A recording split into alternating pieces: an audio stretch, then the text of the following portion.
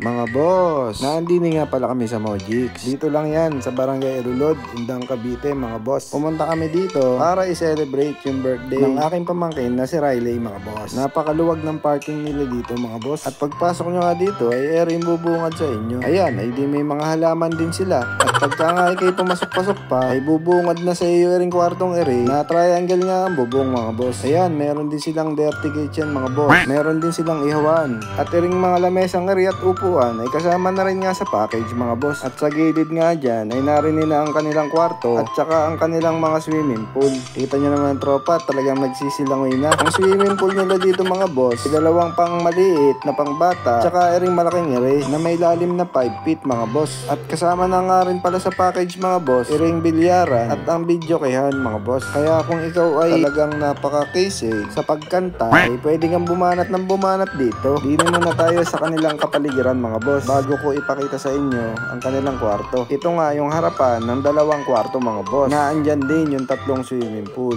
Yun, at kita nyo naman napakaganda mga boss. Talagang mag-i-enjoy ang mga bata din mga boss. At puntahan na nga natin ang kwarto mga boss. Yun, at nandito na tayo. Kita ay pumasok mga ere at meron natutulog na mga boss. May dalawang kama din sa baba mga boss. At meron pang hagdan din pataas. Naka-aircon na din pala yan mga boss. Yun, at meron din kama dito. Palagay ko ikasya na rin dito ang mga anim sa taas mga boss. Pwede na at pagkalinis din mga boss. Puting-puti ang kanilang mga sapin. At iri nga ang kanilang CR mga boss. At puting-puti nga rin ang loob. Malinis, maluang, ayos, panalo din mga boss. At ako ngay lumusong na rin sa tubig. Ayan, at pagkatuwa nga na rin batang ere. Aba, ay talaga naman nagagalit pagka iniahon. Ay siya, sige lang oy, habang libre.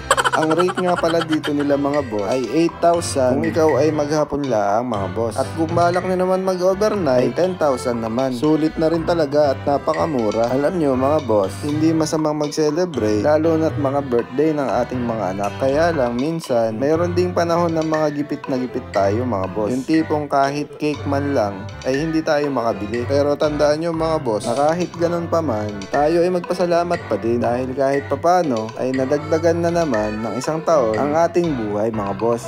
Pasasaan ba't makakaraos din? Dadating ang araw na kaya nating mag-celebrate ang bonggang-bongga mga boss. Paano ba yan mga boss? Hanggang dito na lang. Hasta la vista, baby. Adios.